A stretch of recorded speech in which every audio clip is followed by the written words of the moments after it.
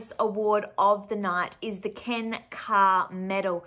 Now, the Ken Carr Medal is awarded in recognition of an individual's special or outstanding contribution to greyhound racing in Victoria. I now have the pleasure of announcing the winner of the 2021 Ken Carr Medal, Rob Tester.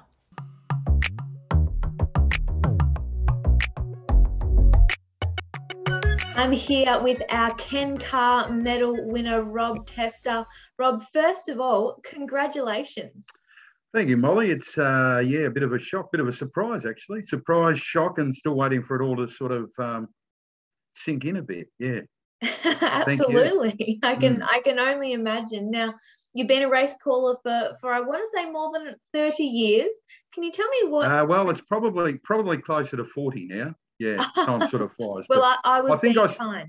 Yeah, I think I started at Ballarat in about 1980, or I think it was 81 that I started. So it's probably 40 years. Yeah. Fantastic. So what initially sparked your interest in the dogs? Look, I've got no idea.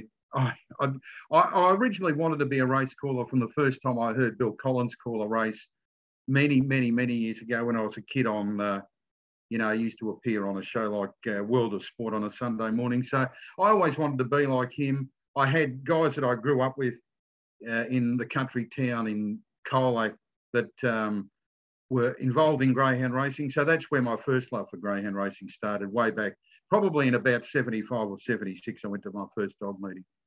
Absolutely. Now, we all know that trainers do early nights and early mornings, I should say, and late nights, but you have plenty of late nights when you're calling the race meetings. What continues that passion and continues, I suppose, your want to stay up and watch these dogs go around?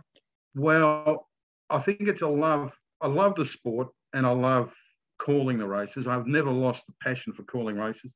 It's I don't know, you get a lot of long, lonely hours on the road. I listen to a lot of podcasts. I listen to a lot of stuff that I probably shouldn't listen to, but it's stuff that gets me from A to B and home again. And I think it's a love. It never really feels like going to work. I mean, in the last 8 or 10 days, I've done 2 or 3 trips to Horsham, a couple to Warrnambool, a few to Ballarat. I had 2 weeks off and then came back and in the space of 9 days did 8 meetings and 3,000 kilometres. So that's just driving without calling. So you need to really love what you do. You need to love driving and love what you do. And yeah, I've never lost that passion for the game. That is fantastic. I'm going to ask you a hard question. You've obviously had around 40 years. Can you tell me what a highlight would be for you? Race calling wise? Yeah, race calling. I think calling any Group 1 race. I've been lucky enough to call Group 1 races at all 3 codes. Called at Caulfield Guineas way back in 1989 for 3 years at the time. I've called Group 1s at the trots and Group 1s at the dogs. I think the highlight is if you can get through a race meeting and keep your mistakes to a minimum. I think that's a highlight. And I think any Group 1 race is a highlight as well. But I really personally try to treat every race the same.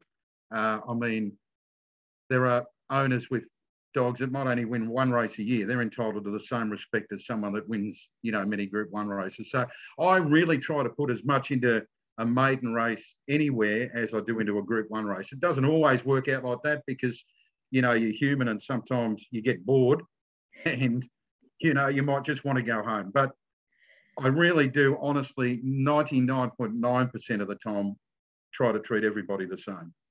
What about a favourite dog during your time of... I don't really have a favourite dog. I've seen so many that I love, but I think the greatest performance I ever saw was Pora Rocker winning the Cranbourne Cup in the early 2000s.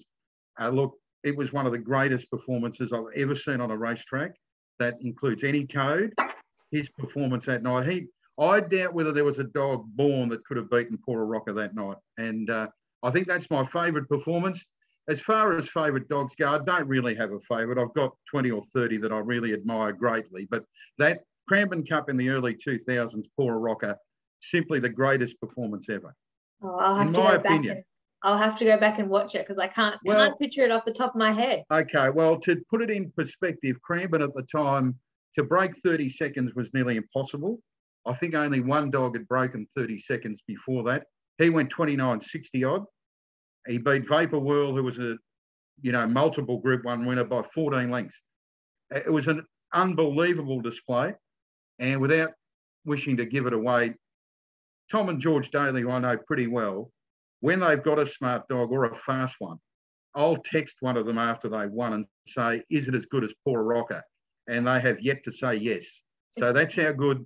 You don't need to take my word for it, take the Daly's word for it, and they say that was the greatest performance I ever saw. Even after the great Fernando Bale. Yeah. You ask Tommy Daly about Pora Rocker and he will be waxing nearly as lyrical as I am now. I look forward to doing that. I certainly will. The other highlight, Molly, is I did manage to call. I was lucky enough to call Brett Lee winning his maiden at Ballarat as a puppy. He won a Vic Breeders series at Ballarat. He might have got beaten in the final, won his heat and got beaten in the final, but they were his first 2 runs at Ballarat and they were something to see. Absolutely. Now, you're also a great mentor in the sport to other race callers, especially in particular Victoria Shaw. You've given her that opportunity to jump on and call some races too. But why do you choose to I suppose, play that mentor role as well? Well, I just think it's. I was lucky enough to fall into the job. I didn't get a whole lot of favours given to me when I was in my sort of formative years. I just like to. I think if someone's got the guts to stand up there behind a microphone, and the odds are you're going to make a fool of yourself. And if you want to do that, I'm quite happy to let you do it. But seriously, Victoria is a great story.